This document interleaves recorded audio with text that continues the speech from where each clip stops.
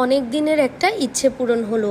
অনেক দিন ধরেই আমার ইচ্ছে ছিল এই লোটাস বিস্কফ চিজ কেকটা বানাবো, কিন্তু প্রতিদিনের অর্ডারের প্রেসারে এবং ব্যস্ততার কারণে আমার কেন জানি বানানোই হচ্ছিল না। আপনাদের সাথে এই বিস্কিট আর পেস্টের ভিডিওটা শেয়ার করার পর একজন আপু আমাকে রিকোয়েস্ট করলো যেন তাকে আমি একটা ছোট্ট টাপ কেক হলেও তৈরি করে দিই। তিনি শুধুমাত্র এটা টেস্ট করে দেখতে চাই যে এটার টেস্টটা কেমন হয়। আমিও বানানোর সুযোগ পেয়ে গেলাম।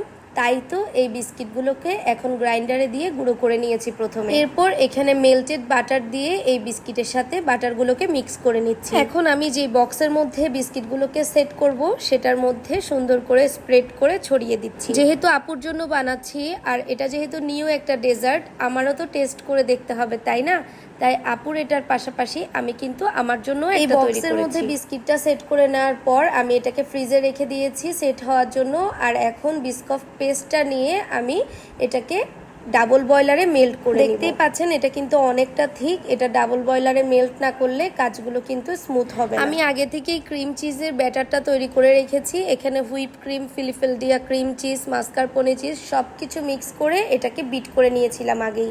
এখন এখানের মধ্যে মেল্ট করা বিস্কফ পেস্টটা দিয়ে মিক্স করে নিয়েছি। আমার কাছে তো মনে হয়েছে আসল মজা এখানেই লুকিয়ে আছে, কারণ এখানে ক্রিম চিজের সঙ্গে বিস্কফের কম্বিনেশনটা যখন মিক্স হয়েছে তখন এটার টেস্টটা কিন্তু মানে অমৃত হয়ে গিয়েছে। আমি এখন সেট করে রাখা বিস্কুটের উপরে এই ক্রিম চিজের ব্যাটারটা দিয়ে ভালো করে সেট করে নিচ্ছি। ভালো করে সেট হয়ে যাওয়ার পর আমি এখন এটার উপরে বিস্কফের যে পেস্টটা আমি আগে থেকে ডাবল বয়লারে মেল্ট করেছিলাম সেটা আবারও উপরে ছড়িয়ে দিচ্ছি। যেহেতু এটা ছোট্ট একটা টাবের মধ্যে চিজ কেক তৈরি করেছি তাই এটার মধ্যে আমি আহামরি কোনো ডেকোরেশন করিনি, শুধুমাত্র একটা বিস্কিট দিয়ে দিয়েছি মাঝখানে। এই তো আমার চিজ কেক তৈরি হয়ে গিয়েছে। বক্সের ঢাকনা লাগিয়ে এটা এখন ডেলিভারির জন্য একেবারেই তৈরি।